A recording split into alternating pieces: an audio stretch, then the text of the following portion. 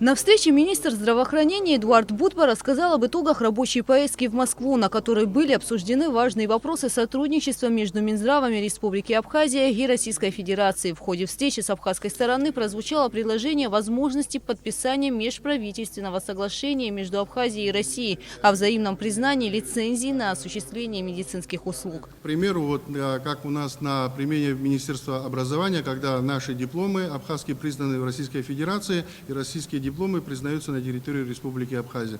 В таком же формате мы двигаемся в плане признания лицензии на осуществление медицинской деятельности.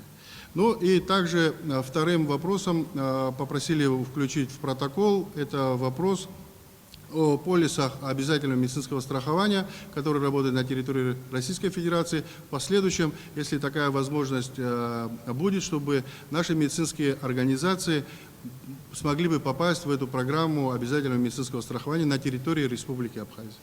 Далее Будба рассказал о текущей санитарной и эпидемиологической обстановке в республике, отметив, что резкого увеличения числа тяжелых пациентов нет. По состоянию на 11 февраля в больницах республики находится 189 пациентов с коронавирусной инфекцией. Вчера я был на обходе в инфекционной больнице. Вы знаете, она была заполнена.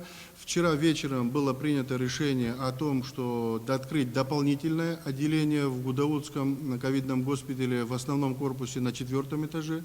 Сегодня туда выехали дополнительные бригады для того, чтобы в случае поступления наших граждан мы были готовы к приему и необходимому квалифицированному лечению, оказанию помощи нашим гражданам.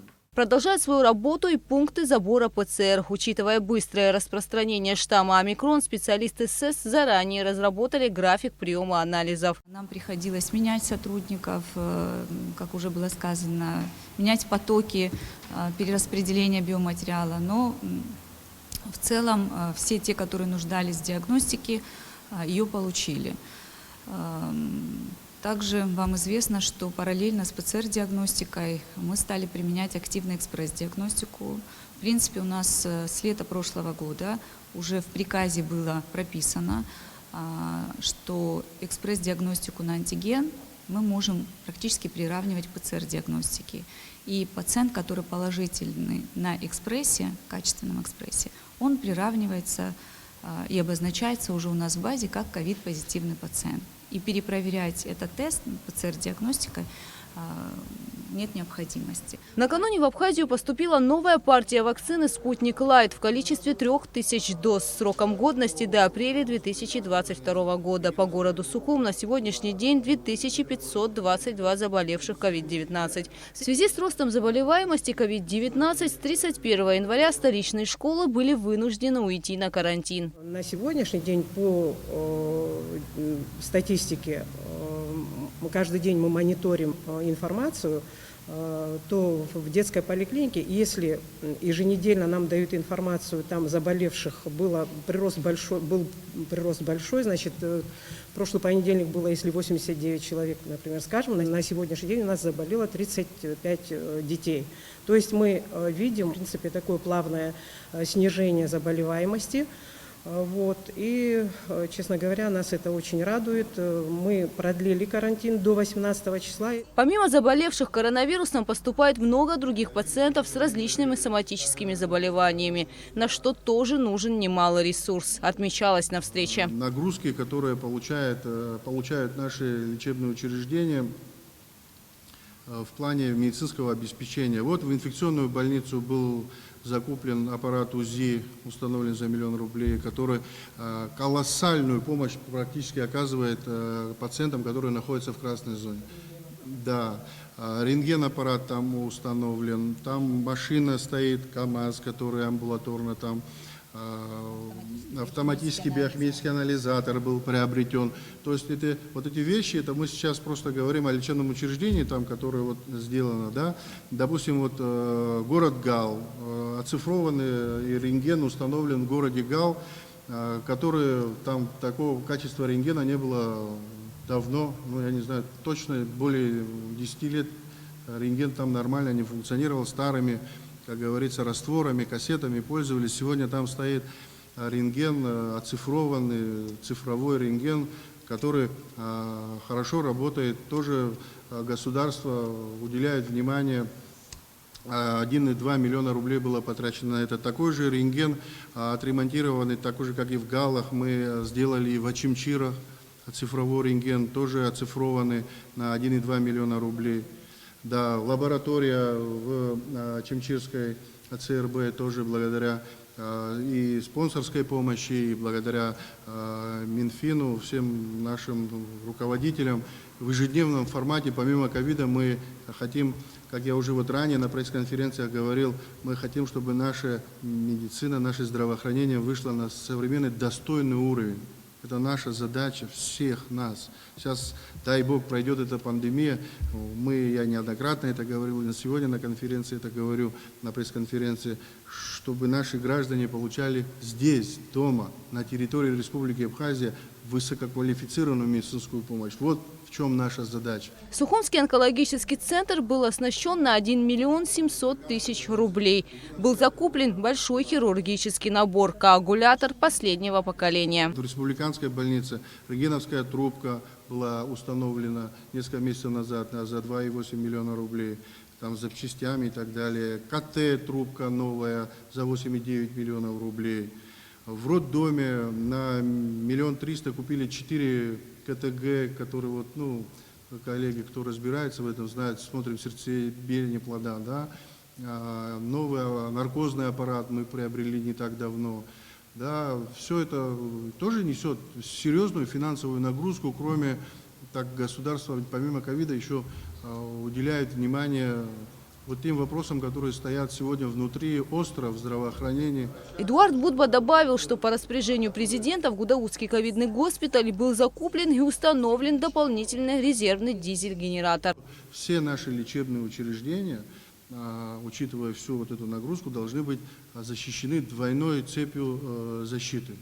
Потому что у нас, раз, не дай бог, отключилось электричество, наши пациенты, которые лежат в наших стационарах, неважно, ковидные или какие, которые подключены к определенной аппаратуре, к ИВЛ, они незамедлительно должны сработать. И этот момент тоже учтен, установлен за 2,8 миллиона рублей, куплен дизель-генератор в Гудаутах. Регагра имеет дизель-генератор, Гудаута имеет 2 дизель-генератора, инфекционная больница подключена к резервному дизель-генератору. В Ачимчирах есть дизель-генератор, в Творчалах есть дизель-генератор. Поэтому, когда происходит отключение, мы незамедлительно переводим на дизель-генераторы. Все, знаете, сразу не расскажешь, но когда в сложные погодные условия у нас стояли люди, прямо невзирая на то, что автоматика она должна переключиться сама, мы ставим людей, электриков, которые, не дай бог, если он не включится, чтобы исключить этот момент автоматики. Министр также рассказал о запасах кислорода для больных COVID-19. В Гудаутском госпитале резерв кислорода на сегодня составляет 20 тонн. Также 1500 баллонов с кислородом хранится в СФТИ. Эдуард Будба отметил, что созданы все условия для обеспечения кислородом всех нуждающихся пациентов. Кроме того, в республиканской больнице будут проведены работы по установке 81 кислородной точки. Эдуард Будба также рассказал, что проведен ремонт крыши детской больницы на сумму 4,5 миллиона рублей. В Гудаутской ЦРБ завершены работы по очистке системы канализационных труб. Затрачено более 2 миллионов рублей. По психбольнице разработана проектно-сметная документация по усилению ограждений, конструкции, монтажу новой станции глубокой биологической очистки именно на территории психбольницы у нас в республике. Там есть сложности, вы знаете, что у нас там и с решетками, и с материалами, и с ограждениями, и с охраной были проблемы. Сейчас эти вопросы все стояли остро, сейчас и финансирование, спасибо, есть на 6 миллионов рублей асментировано. По туб-больнице произведены дополнительные покупки на сумму 500 тысяч, 5 котлов было приобретено. Планируем уже сейчас новый автомобиль, как сказал президент, для Творчала. На вопрос журналистов о том, как будет проходить предвыборный процесс в условиях пандемии, министр ответил, что каждый должен соблюдать меры предосторожности. Про выборы. Они назначены законом, правильно? Есть выборы в парламент. Я просто вот открыто хочу сказать, без каких-то заготовок, вот просто вот, открыто, спокойно. Вот я лично многократно, постоянно говорю о том, что не собирайтесь, свадьбы не проводите. Ну, потом после этих свадеб компании мы, врачи, мы уже знаем, с какой свадьбы, куда, кто попадет, в какое лечебное учреждение они попадут. Мы это уже прогнозировали, но все равно, к сожалению, нас не слушают. Медицинское сообщество не услышано было. Это же так? Ну, мы же знаем, что мы проводили свадьбы большие. Я же об этом говорил, когда люди находятся в красных зонах, здесь слышим свадебные сигналы, люди делали кампании свадьбы. Да, будут выборы, будут определенные участки. Не надо обязательно скапливаться. Есть время с такого-то по такое-то. Не надо скапливаться, надо прийти, одеть маски, защищаться, прийти и проголосовать, сделать свой выбор. На вопрос о том, планируется ли закупка аппарата ЭКМО в больницу, Эдуард Будба ответил, что это не просто аппарат для лечения больных. Это целая система, требующая подготовленного кадрового потенциала. Это не просто аппарат ЭКМО. Это большой комплекс операционных блоков, где он устанавливается.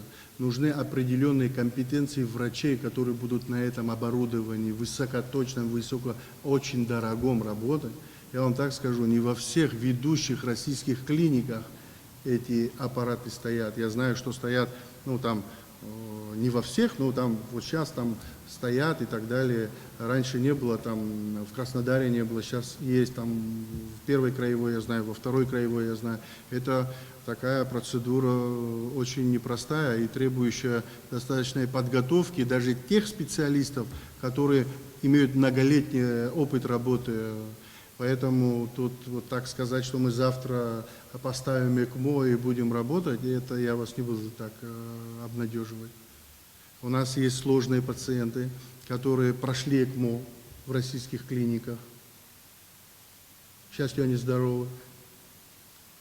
Есть пациенты, которые погибли на ЭКМО. Это процедура такая, которая не стопроцентная и там дает выздоровление, излечение. Это если вы почитаете более там поглубже и повнимательнее, вы поймете, что это очень такая процедура, которая несет большие риски. Даже несмотря на то, что пациент уже крайне тяжелый. Взять его на ЭКМО – это тоже решение консилиума. Накануне в Гудаутской ЦРБ было зарегистрировано 6 летальных случаев. Эдуард Будба рассказал, что у всех больных были тяжелые сопутствующие заболевания. К сожалению, возраст молодой, но организм настолько был уже изношен, что настолько выраженная была кардиомиопатия. Это вот один пациент. Второй пациент, который был переведен с инсультом, с тяжеленным. Еще один пациент после обширного инфаркта. Пациент еще один после тяжеленных ожогов дыхательных путей. Министр здравоохранения ответил и на другие вопросы журналистов. Гугу Савардания, Инала Гухава, Абхазское телевидение.